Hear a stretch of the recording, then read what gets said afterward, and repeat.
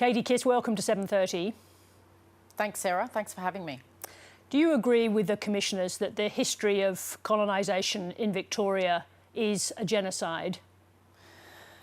Look, it's not my responsibility or positioning to make that determination. I think the Commission has done an amazing job in pulling together the evidence of the experience of First Peoples in Victoria around their exposure to treatments that were consistent with what the definition of genocide is, and they've demonstrated that through the report. So while, you know, it's not up to me to make a determination as to whether it was a genocide or not, the report has said that it is. We know that there have been genocidal acts in Australia that are consistent with the definition of genocide in modern terms. And, you know, I think that's been demonstrated through the report, as well as being supported by those previous reports of the Royal Commission into deaths in custody, and also the Bringing Them Home report, which also identified that the removal of children was in fact a genocidal act.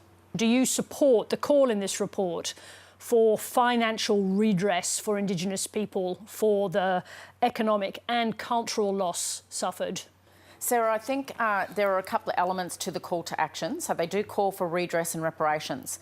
Now, while there potentially should be some financial compensation for the loss of both culture, wealth, country, connection, all of the trauma and intergenerational trauma that people have been exposed to. And, you know, when we do the wrong thing, it's part of the Australian character to make it right. And so part of that reparations and redress will need to be a compensation from a financial perspective. However, for Aboriginal and Torres Strait Islander people, redress and reparations isn't just about money.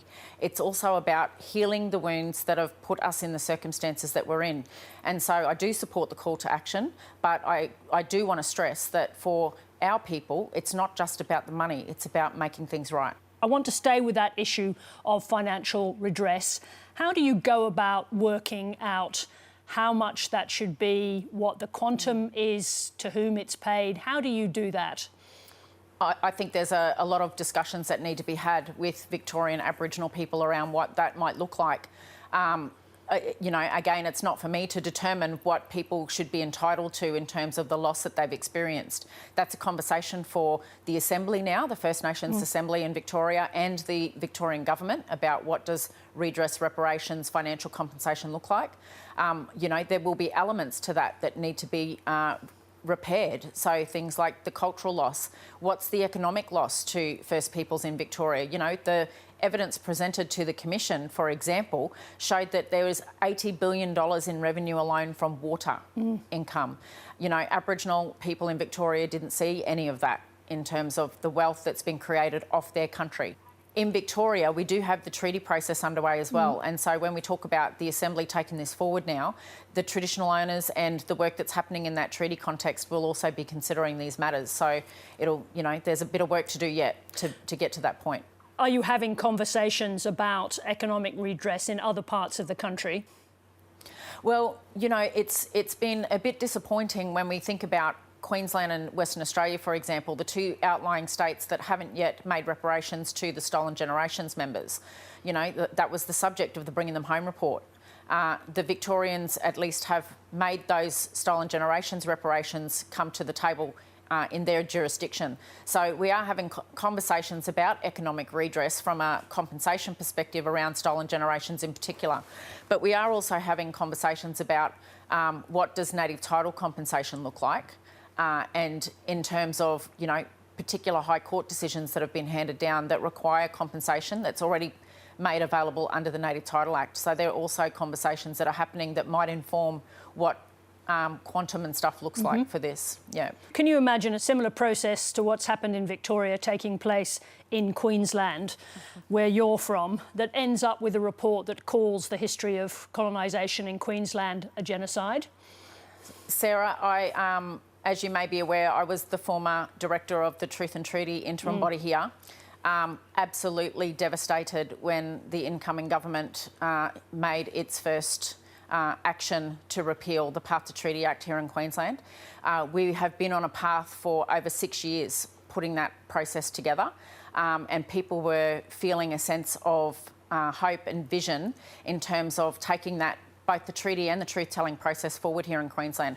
I think in Victoria, we see a demonstration that we can have these big conversations, these really hurtful, harmful, but also healing conversations in a very mature way. And that's what we were hoping for here in Queensland. But, you know, the legislation got repealed before we could get it off the ground in any meaningful way. How would you describe the relationship between the federal government and Indigenous Australians post the failure of The Voice? I think the current climate, we're seeing a step back from engagement with First Peoples on the back of the referendum, which has been disappointing for us. So now we need to come back to the table and work out how do we take the relationship forward? How do we mend the damage that's been done as a result of that? You know, we've seen increased accounts of racism. We've seen withdrawal from positive policies and programs that would take you know, benefits to achieving things under the Closing the Gap National Agreement, for example. We've seen a step back from some of those things, and we've seen some contradictory policies put in place as well that actually regress any progress towards those targets. So I think at a federal level, we need the national federal leadership to be leading and showing example and promoting and supporting unification between Aboriginal and Torres Strait Islander people and the broader Australian population, because that's what our people want. Let me just ask you this question. You've read many reports before, but what is the experience for you reading a report with the language that this report contains?